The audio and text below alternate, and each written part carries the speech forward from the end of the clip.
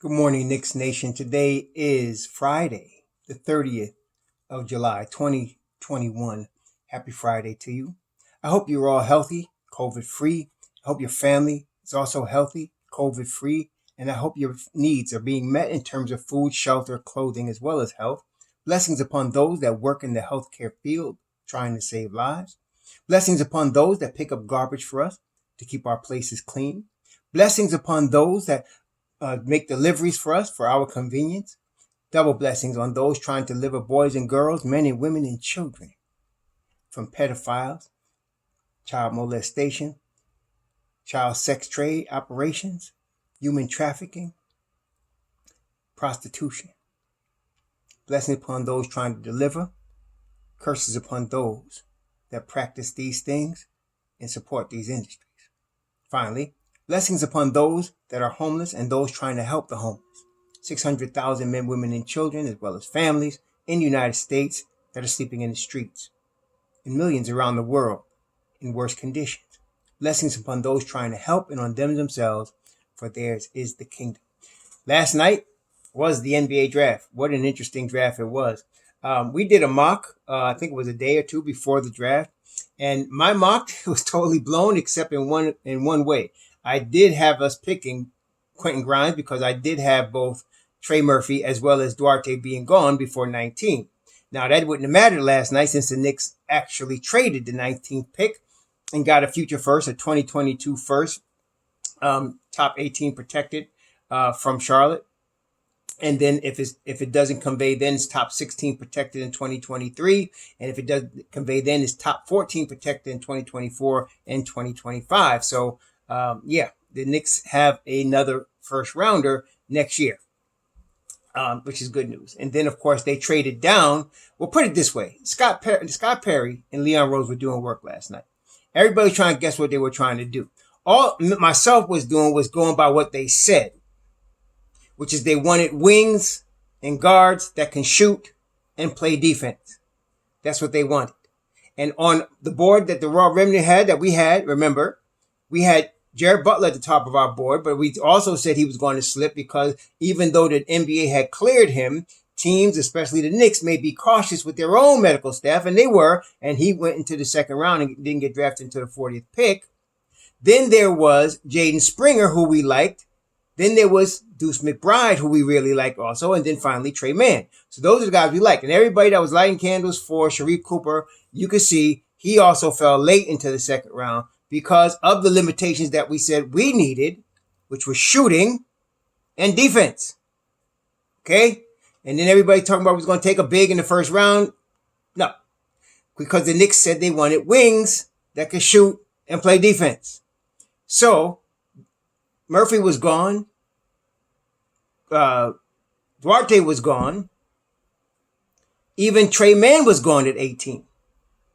So the Knicks traded down, seeing how the night was going to go, better than us. And they ended up picking Grimes at 25. Tremendous deal. That was savvy move. So they ended up, we started the night with 4 picks. We still made 4 picks.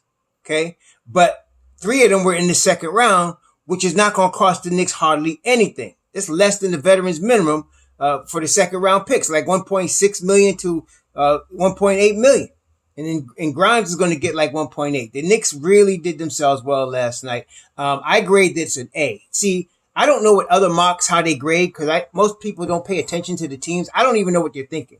But I grade a team's draft by what they said their needs were and how they went about going to meet those needs.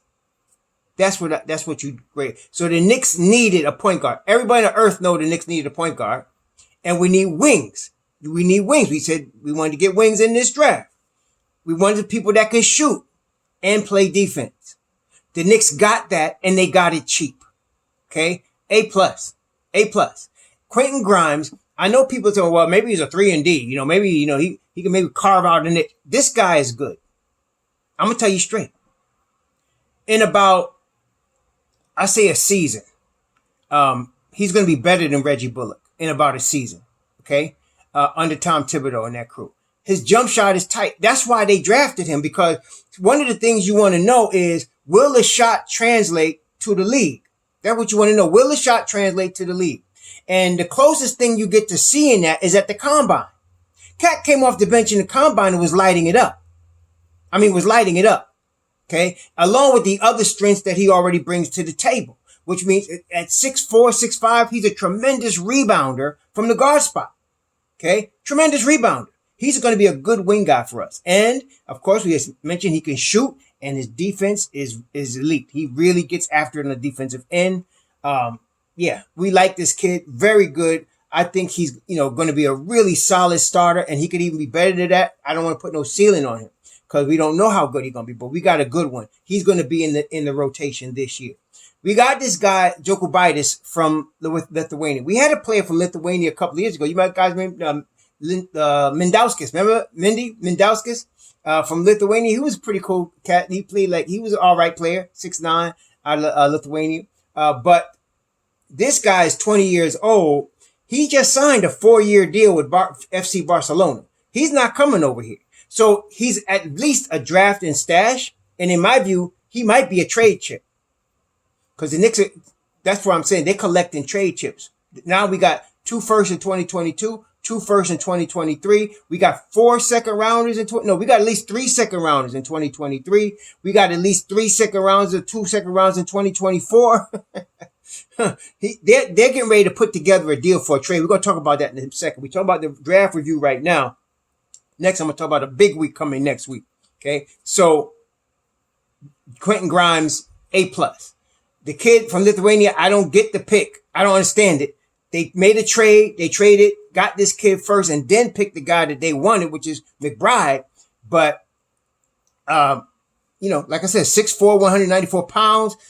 Point guard, by all accounts, a pretty good point guard. Very young at age 20. But he's just signed a 4-year deal. He's not coming over here anytime soon. Okay. So he's a draft and stash, like I said.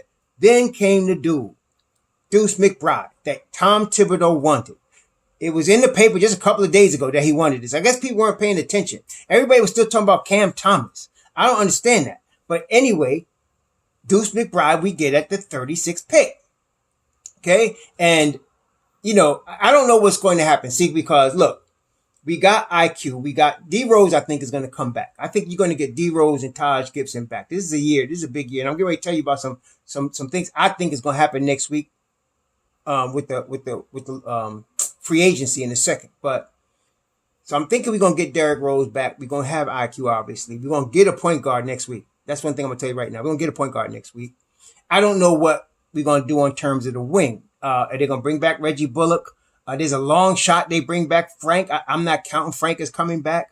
But I think they might bring back Reggie Bullock or sign a wing. There's rumors about Kawhi Leonard. I got to investigate that more because them rumors are still persisting up until this morning. And I didn't look closely at it because stuff like that I don't pay close attention to. Because mostly people just trying to make headlines. But sometimes they come correct. Especially I got to look at it now because it's free agent season. So I don't know who they're going to do in the wing. But I'm assuming Reggie Bullock would be there or some similar veteran. It's not going to be the rookie. It's going to be some similar veteran going to be there, right? Now, if you're going to play McBride, I can see Grimes getting time because whoever you put in on the wing, he'll be the first wing off the bench, I think. He's going to be the first wing off the bench. That's going to be McBride. So I can see him getting his time. It's going to be RJ, a wing, and then McBride, right? Coming off the bench. I don't know what they're going to do with, I say RJ, wing, and McBride. I'm sorry, I'm talking too fast. Grimes. It's going to be Quentin Grimes, RJ, and the wing coming off the bench. That's your trio on the wing. McBride, you got IQ, you got D-Rose. McBride ain't starting, obviously. So then you're going to get a point guard, right? So I'm thinking like this. You got to get a wing. If you don't sign Reggie Bullock, you could start IQ along with whatever point guard you bring in next week. You could start IQ with him. And then you could have McBride and D-Rose coming off the bench together. That's an option, right? You could start IQ. I wouldn't be surprised if Emmanuel quickly started this year. I would not be surprised if he earned a starting spot this year. People, last year he came off the bench and you saw the game. You know what he was doing. He was doing work. But don't take into account, he hasn't reached his ceiling. He's still getting better. We could see more from him this year. We knew he could shoot the rock. He showed that. He could shoot the rock in the NBA. But now let's see what he could do in his second year. So I would not be surprised if he won some starters minutes this year. We're going to see what happens. But that's McBride. So I'm trying to figure out how they're going to get him in the rotation. So if you do get a wing like a Bullock and you got RJ and Bullock, or you sign another guy like a Norman Powell, or you end up with Kawhi Leonard, I don't know what's going to happen there, because now you're going to have a little bit of a logjam. So somebody's going to be the odd man out. It might be McBride. It depends on what happens. But Grimes is going to get into the games. Like, he's going to be playing right away, coming off the bench in the rotation. I just know it. He's too good of a shooter. Okay. Then Jericho Sims. Jericho Sims, 6'10", 250 pounds, out of the University of Texas. 22 years old, going to be 23 years old. No, I'm sorry. Yeah, that's right. He's 22. He's going to be 23 in October. So by the time the season starts, he's 23. So he's an older rookie, right? 44-inch vertical at 6'10". He jumped so high that they showed a video of him jumping on a dunk in a warm-up, and he hit his forehead on the rim. Yeah, this guy gets up, and he's already 6'10", 7'3" wingspan. Now, those are the positives. He has no offensive game, like zero. That's why he went late in the second round, 58th pick. No offensive game, okay? Strong boy, though, so maybe he can be a rim runner. Obviously, he's going to be a rim runner, and he could get some boards for us, and he's going to play for Tom Thibodeau, get some defense for us. But I would not count him as a guarantee as our straight backup for Mitch.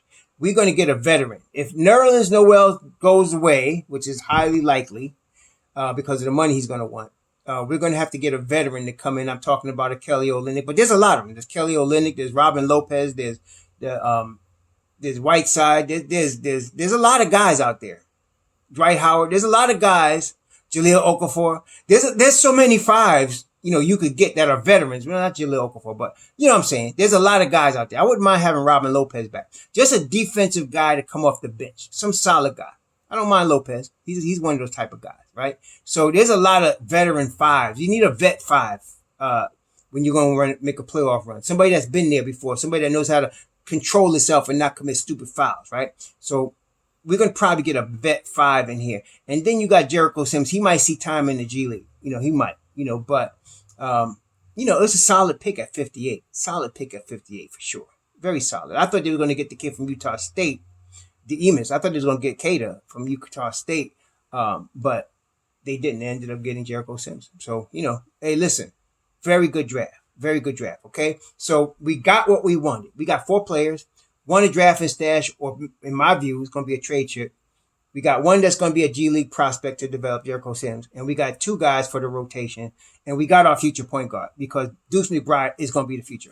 In 2 years, I believe this kid's going to take over the game, take over the keys of the car, and run the thing. That's what he's going to do, okay? Especially if Tom Thibodeau is coaching the Knicks, okay? So, and I'm very happy about that. Very happy about that. The kid shoots off the dribble, as we know, gets to the hole, plays terrific defense, got a 6'9" wingspan, yeah, sees the floor, playmaker, everything. He's got it going on. I like Jericho. I like Deuce McBride. He's going to be especially getting him in the second round. We got 2 steals, yo. Quentin Grimes is a steal at 21. I thought he's going to be a steal, at 25. I thought he was going to be a steal at 21 or 32. And Deuce McBride, some mocks have him in the first round. I thought the Phoenix Suns were definitely going to take him. They traded, they picked. So it was a wild night last night. It was wild. Everybody was jockeying for position, but Leon Rose, the Don, played his hand well, and we're in good shape. Now, next week is starting Monday at 6 o'clock. Free agency. Okay, this is more important than most free agencies for the Knicks right now. This is probably the most important free agent period we have had since we signed Amar'e Stoudemire. And that was a desperation move because we couldn't get nobody else that year. This is the best position that we've been in. And it's most important. Because the players we can get next week, or the player we acquire especially next week, can help us really be a threat to win the Eastern Conference, or at least get to the conference finals. I know people think I'm crazy, but I'm not. It's for real. So let's talk about the 3 players I'm talking about. We talked about Colin Sexton, so we're going to talk a little bit more about him. Kyle Lowry, and now CP3 is in the mix. So let's start with CP3. Why is he in the mix? There was an interview with the owner of the Phoenix Suns last week, and they asked him about making CP3 a priority. He would not commit to making Chris Paul's re-signing a priority. As a matter of fact, what he said was, if he doesn't opt out, then we'd love him back. That's what he said. If he doesn't opt out, we love him back. So it's already been reported that Chris Paul is planning to opt out. So this cat is not planning on matching his salary. He ain't taking the pay cut to go to the Lakers. Okay? So if this dude is for real, and I don't know if he was just blowing smoke just for the media's sake and he's going to turn around and do the right thing, or he really going to let Chris Paul walk. I get the feeling he's going to let Chris Paul walk based on their draft last night and based on the fact that they're probably going to keep Cameron Payne and roll from there. I get the feeling they're going to let him walk. And if they do, there's a good 80% chance he ends up a Knick. There's a good 80% chance by next week, at the end of the week, we'll be announcing Chris Paul as our newest Knick. Okay? That's one. Then I'm telling you, that's one scenario. If we get Chris Paul, it's going to be, now whoever we sign between these two guys, the two, Chris Paul and Lowry, it's going to be a 2-year deal. Both of them looking for 3-year deals. Lowry looking for 3 years, $90 million. I don't know anybody's going to give him that money, but we'll talk about that in a second. There is also another problem. As we've been saying all along, hardly anybody has any money. See, only the Knicks in Miami and Oklahoma City and San Antonio got the money. That's all. Okay?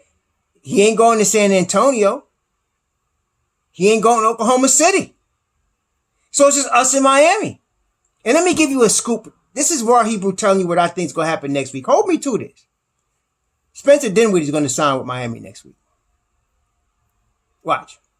Spencer Dinwiddie is going to sign with Miami Heat, and he's going to be the starting point guard for the Miami Heat next week. That's my prediction. So that takes Miami out of it. Now it's just us. Leon Rose and CP3, well, we know their history. So we're going to give CP3 a 2-year deal between $50 and $60 million. He's going to be our starting point guard. Then we're going to, at that point, make a move to get a wing, a veteran wing, whether it's Reggie Bullock or somebody else. And with the team we had last year, you take out Alfred Payton, you put in CP3, and you add now Quentin Grimes, who's going to be a factor. You add a healthy Mitchell Robinson. You add RJ Barrett, who's now going to be a year better at age 21 now. Okay? We're pushing for the EC Conference Final next year.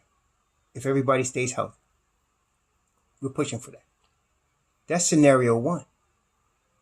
Here's scenario 2. I've been listening to the Philadelphia radio talk shows, the media there for the basketball. And their team, what's his name? Morey, he playing games. He is playing games. He tried to ask for Pascal Siakam, OG Anunoby, Fred VanVleet, and their first rounders for Kyle Lowry and for Ben Simmons. Now, you know they weren't going to go for that. But he's acting like he's trying to trade Ben Simmons so that he can say he tried to trade him. But he's asking everybody. He's turning around asking Portland for another ridiculous load. He's asking everybody he's going overboard because he knows he's not going to get that. Then he's going to have Ben Simmons. Why would he do that? Well, first of all, he's messing with Ben Simmons' head. I'm trying to trade you and nobody wants you. You're not worth what I'm trying to get. That's what he's saying. So he's trying to motivate Ben Simmons to come out and get better so he can play him. That's what he's doing. Because nobody's going to pay for that package that he's asking for. He's crazy. He knows that. Okay. So they're not going to get Kyle Lowry. They're not going to get him. Okay. We already talked about Miami. So his 3-year, $90 million price tag, there's nobody in the league that can meet that price. So that leaves him with 2 options. He either re-signs with Toronto and Masai Ujiri. He wants 2 years. I don't think Masai, see, the reason he's also looking, because Masai Ujiri ain't stupid, he ain't giving him that money. So now, the Knicks are the only game in town. and we're only offering them 2 years. I heard they'll be willing to go to 30 million. I'm saying 25 to 27, 2 years, 50 to 54 million. Here's your money. Okay. You get a Kyle Lowry, and now you're probably looking at them trying to get a DeMar DeRozan. Why? Because him and Kyle Lowry have played together a long time, and they know each other very well. Okay. Or a Norman Powell, who has played with Kyle Lowry a long time, and they know each other very well. The teams out here now, like Portland, they screwed themselves trying to win, right? They tried to win. So they went over the cap. They went over the luxury tax. And so now, all the teams are thinking about, dang, how can we cut costs? How can we save a little bit? Okay. The Knicks played this hand perfectly.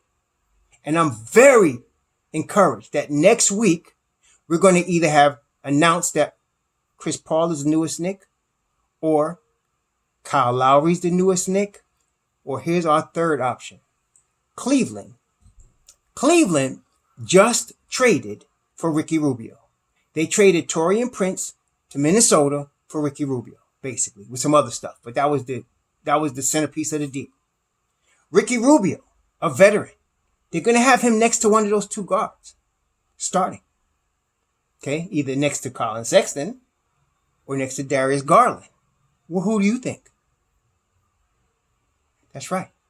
It's going to be Darius Garland and Ricky Rubio in the backcourt. Well, where does that leave Colin Sexton? On the market. Now, Colin Sexton can go to a number of teams, and the reason he can is because his salary is only $6.5 million. See, so he can go. That's a deal that could go to a number of teams. That's why, they're shopping. They're going to shop him. A number of teams could get Colin Sexton because of his low salary. You just have to match the salary. Even if you're over the cap, you just got to match the salary, right? And you got to have some draft picks. There's only a few teams that have that kind of haul. There's us. There's Oklahoma City, Boston, right? That have, draft picks like that. Houston, maybe, right? That collected draft picks from that they can give to Cleveland because they're going to be looking for that.